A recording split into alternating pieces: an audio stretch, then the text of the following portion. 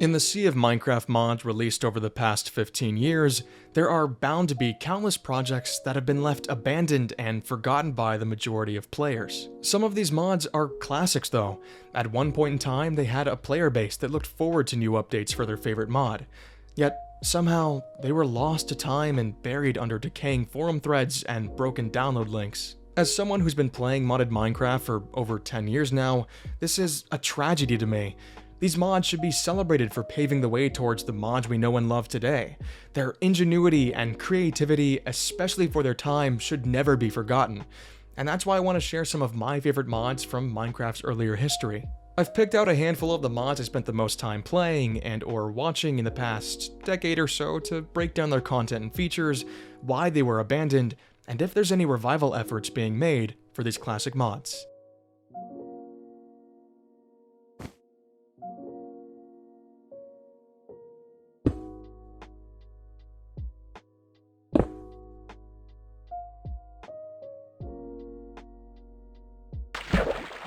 From 2011 until around 2014, there was a bit of a trend with mods that allowed you to take on the role of one of the many mobs inside Minecraft. These mods usually granted you with the abilities and appearance of their respective mobs. We had You Are the Creeper, You Are Herobrine, but none did it quite as well as the Spider Queen mod. Not only did Spider Queen give you access to the spider's abilities, being able to climb up walls and produce your own string, but it heavily expanded on the idea of being a spider. This mod had new mobs, completely new mechanics, and even a karma system for hostile mobs that the player could influence with their actions in the world. Created by D. Jocelyn and Pulahoko, first released for version beta 1.6.6 in 2011, this mod had a lot of promise right from the beginning, already nailing its core features and ideas in the first version and building on them in future updates. In this mod, you, the player, take the form of a half-human, half-spider creature, crawling around the world and using the string you automatically produce to traverse the terrain and web up mobs. Almost every mob could be cocooned, and a lot of them would give your very own spider babies special abilities, like the boom spiders, who could blow up enemies upon death, or the furry spiders, which passively healed you and your spider army. Collecting and hatching spider eggs was the main focus of the mod, getting to see what new crazy powers your spiders would get from the mobs you fed them, and creating your own spider army was a ton of fun, especially when you were strong enough to take on the evil Spider Queen. Like I mentioned, I truly feel that the Spider Queen mod was the best of the best in the You Are the Mob genre, but sadly, I don't think this mod got the recognition it deserved until it was already nearing its end. The final update for the Spider Queen mod was released for version 1.2.5. It enjoyed moderate success for most of its lifespan, but the largely mod-breaking 1.3 update to Minecraft pulled Spider Queen's plug and halted development. Massive changes made to Minecraft's code and engine in 1.3 caused a lot of existing mods to break entirely, and in turn shattered the motivation to update beyond 1.2.5 for a ton of small mod developers.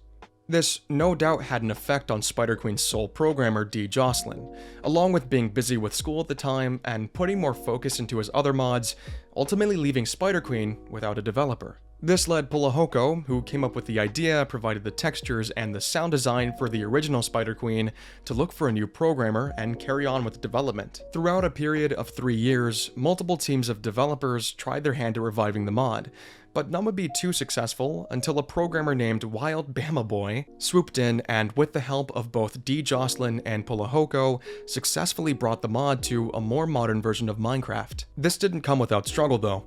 Wild Bama Boy, who you might know for creating the popular Minecraft Comes Alive mod, initially tried to further the development of Spider Queen and add new features.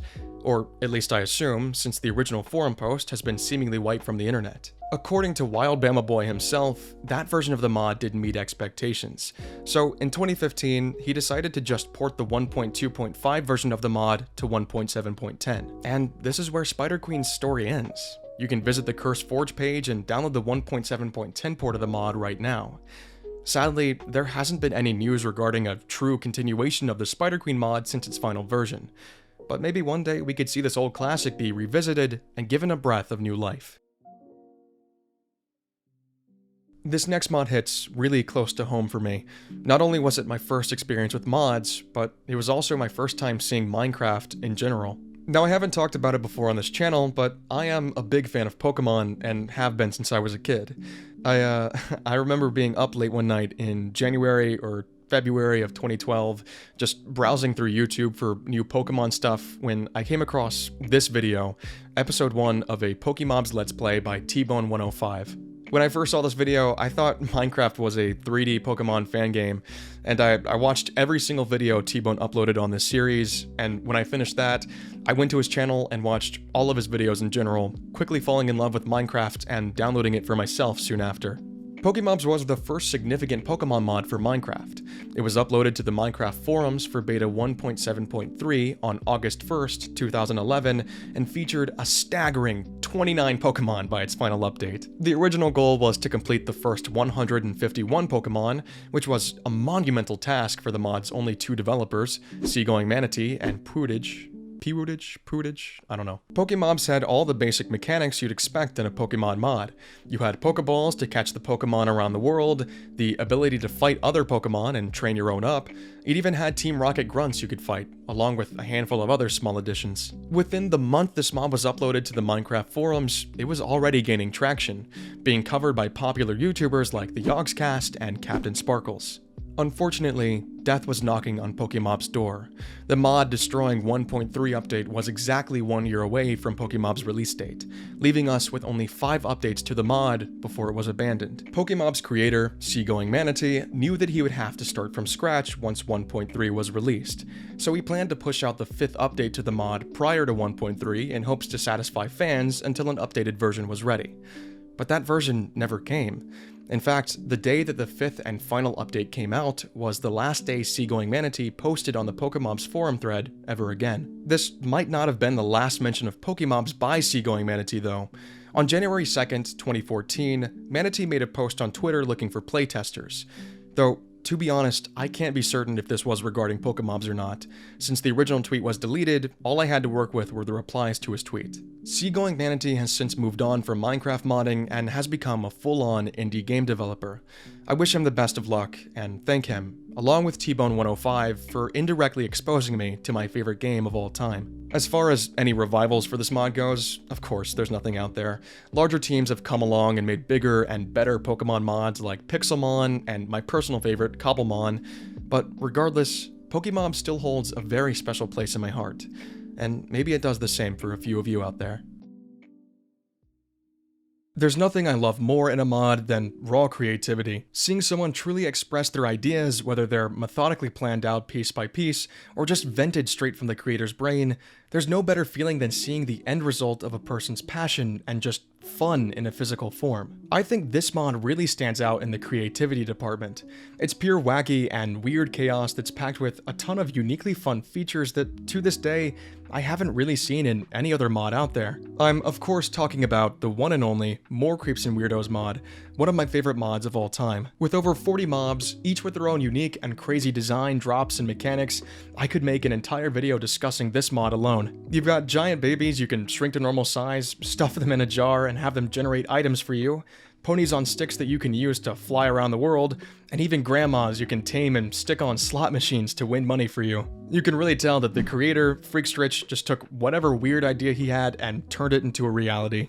One of the best aspects about this mod, other than getting to find out what each mob does, is the fact that there aren't really any throwaway mobs or items in this mod that don't serve a purpose. Someone who's never played this mod before might think that a lot of these features are just there for the hell of it, but they can actually get pretty interconnected. I can't think of any item that isn't used to create or interact with another item or mob, or at least be used as a tool or food for the player. There's so much in More Creeps and Weirdos to have fun with that this is the only mod in this video that I still regularly go back and play to this day. Now, there's no way I could describe everything More Creeps and Weirdos has to offer, so if you're interested in this mod and somehow haven't played it before, I urge you to try it out for yourself sometime. Delving into the history of this mod for a bit, More Creeps and Weirdos was first released by Freakstritch for version Alpha 1.2.6 on December 16th, 2010. Freakstritch would update this mod several times throughout Minecraft's beta versions, eventually releasing the final update for version 1.2.5. It looks like it took a couple months before this mod really garnered any interest,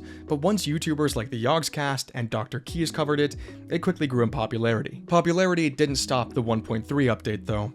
You guys noticing a pattern here? Of course, More Creeps and Weirdos wasn't immune to the complete rework mods needed for this update, but unlike other mods in this video so far, More Creeps and Weirdos didn't immediately disappear. After the final update to this mod, and throughout most of 2012 and 2013, Freakstritch would leave regular updates on his progress towards getting More Creeps and Weirdos past 1.2.5. The main issue Freakstritch encountered was the overwhelming amount of content in his mod.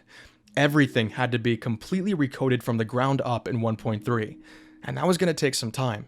A lot of time. So much time that 1.3 came and went, and now Freakstritch had to update to 1.4, then 1.5, and so on. Eventually, Freakstritch made one final post on his forum thread before disappearing for 6 months straight. But hope still wasn't lost just yet. He came back on January 8th of 2014 and showed interest in continuing his work on More Creeps and Weirdos, this time for version 1.7.4. 3 days later, Freakstritch clarified that he would be once again starting from scratch on this 1.7 version, and I can only imagine the amount of frustration this would have caused. On January 13th of that same year, Freakstritch made one final update post and then disappeared from the internet entirely. It would be 8 long years before Freakstritch was ever heard from online again. In that time, many revival efforts were made for More Creeps and Weirdos, but without Freakstritch around to grant permission or provide code for these revival efforts, they all eventually fizzled out, whether it be from copyright or lack of motivation. There was, however, one revival effort started in 2019 that managed to not only push through the struggle of getting this mod up and running again, but also attract the attention of Freakstritch himself. I was around for this specific revival effort. In fact, I was a patron for it for over a year. I had a ton of hope in this project. It was slowly adding every feature from More Creeps and Weirdos to version 1.12.2. But if I'm being honest, this revival did start to let me down. There were a lot of bugs in the releases themselves, work towards this project began to slow due to a change in developers, and a petty drama with a separate developer that I can't even begin to talk about here. At one point, this revival was completely shut down due to not having Freakstritch's explicit permission to work on his mod. All of this combined really shattered my hope in this revival. Until one day, out of nowhere, Freakstritch himself commented on a video of this revival, not only giving the development team the permission they needed to continue working, but joining their Discord and expressing interest in helping to get this mod working on current versions of the game. With that insane development, work on the revival was started once again, even adding brand new content to the mod for the first time since 2012. The revival is available on CurseForge, though I will say there hasn't been an update since April of 2023. I do hope that the revival effort is still being carried out, regardless of this project's past. All I want to see is a great version of one of my favorite mods be treated with the care it deserves. So I wish the current developer and Freakstritch nothing but good luck. Modern Minecraft has many more options for traversing the world than its previous eras. From swimming to crawling, even flying through the air, a lot of this can be taken for granted these days. There was a time when your only movement option was walking, and bobbing up and down in water. The limited movement left a lot to be desired for a lot of players, especially in a time where exploring the infinite world was a key part of the Minecraft experience. So in came the Smart Moving mod, created by Deviser and released on June 4th, 2011 for beta 1.6.6. Smart Moving gave players plenty more movement options in a time where even sprinting was multiple updates away. With the use of one key, you could climb, sprint, swim, and crawl, and this list of features only grew as the mod updated. By the final version, there were 15 different movement techniques. A lot of them, like swimming and diving, had their own special animations that I wish were a part of the vanilla game. Those techniques were so fun to mess around with that some people even made parkour maps specifically created with this mod in mind. But the Smart Moving mod wasn't just full of fun gimmicks, a lot of its features were genuinely helpful, and not just in those older versions of Minecraft. Climbing, sliding, and crawling on command were so intuitive that it would be hard to switch back to the vanilla game after a while. The mod was insanely popular and would be updated until version 1.8.9, at which point Smart Moving was abandoned. Deviser didn't leave Minecraft modding as a whole though.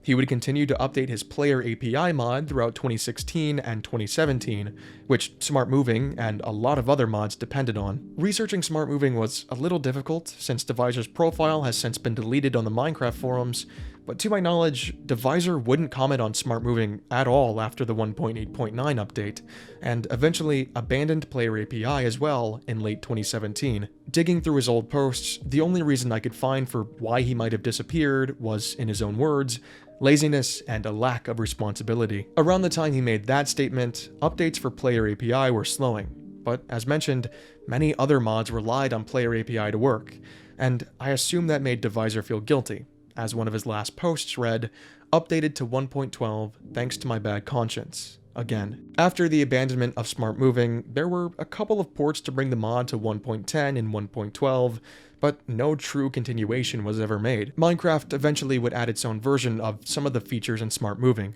which I assume brought down the desire to revive this mod for a while. That being said, there is a spiritual successor to smart moving available on CurseForge for modern versions. It's called Parkour and is directly inspired by the smart moving mod, adding familiar techniques from the original along with many new ones. So while we'll never likely see the name smart moving at the top of any mod lists again, I'm glad it's got the successor to carry on its legacy. While it's true that Minecraft has infinite possibilities in terms of what you can do or create in your worlds, ironically, that pure amount of freedom can sometimes leave you struggling on what to do next. This is where certain mods can be really helpful and engaging, giving you a better sense of progression, a real goal to reach. For a lot of mods, this progression tends to revolve around defeating bosses and obtaining better gear. And there's nothing wrong with that at all, but it's refreshing to try something a little more unique from time to time. Tale of Kingdoms was exactly that, a unique approach to progression and city building that hadn't been done before. Released on September 24th, 2011 for beta 1.8.1, Tale of Kingdoms was a medieval-themed mod centered around the idea of becoming a king and ruling over your own kingdom. Immediately after loading into a new world, you'd be prompted to spawn the Guild, a small village where you'd get your bearings and head down the path of becoming a king. You'd be able to trade with merchants, hire hunters to fight alongside you, but most importantly, take contracts to gain reputation with the Guild. With a high enough reputation, you'd be able to start your own kingdom, and that's where this mod really kicks off. Gathering resources to build up the kingdom, defending it from enemies, and managing your gold were the major components of Tale of Kingdoms. There were multiple tiers of buildings to unlock as your kingdom grew, each demanding more resources than the last, which gave you hours and hours of gameplay as you grinded resources through the tiers. There was truly nothing like Tale of Kingdoms out there for its time. Add in the fact that all of these mechanics were contained within a single mod, and support was being made for other popular mods at the time, it's no wonder why Tale of Kingdoms skyrocketed in popularity. The creator of the mod, Tiber Alex, would maintain development on the original Tale of Kingdoms from beta 1.8.1 until release 1.2.3. Now you might think that this mod was yet another victim of the 1.3 update, but actually, Tiber Alex just decided to start from scratch on a direct sequel to Tale of Kingdoms. This was because of the messy code and bugs Alex worked through while developing the original mod, so they thought it would be best to start something new, and hopefully expand on what made Tale of Kingdoms such a great mod. Alex did leave Tale of Kingdoms behind, but gave permission for anyone willing to carry on development for the original to do so, and thankfully someone did. A 1.2.5 version of the mod would be created by Arcanic, and from then until 1.6.4, development would be continued by Agenson. Agenson did, however, abandon the mod after 1.6.4 in favor of creating his own sequel to Tale of Kingdoms called Journey of Legends, but it doesn't look like Journey of Legends really gained much traction. Agenson did mention a 1.7.10 version of the original mod that was in the works, but nothing ever came from it, leaving us with no updates past 1.6.4. Checking back in on the official sequel by the original creator, Tiber Alex, the sequel was named Tale of Kingship, and was playable in version 1.5.2. Unfortunately though, the sequel never really made it out of testing before Tiber Alex announced that development would be halted until they weren't busy with school, and that announcement was the last time Alex would comment on Tale of Kingdoms or Tale of Kingship ever again. Pause here for a second. Before we talk about any revivals for this mod, I do want to mention that researching Tale of Kingdoms was extremely difficult due to the history of this mod being broken up into several different threads, some of which have been deleted, so I apologize if any of the information I gave turns out to be incorrect, but I did my absolute best to thoroughly research this mod. While multiple efforts to continue this mod have been made in the past, there's currently only one revival I've been able to find. It's called Tale of Kingdoms: A New Conquest and is available on CurseForge for version 1.20.1.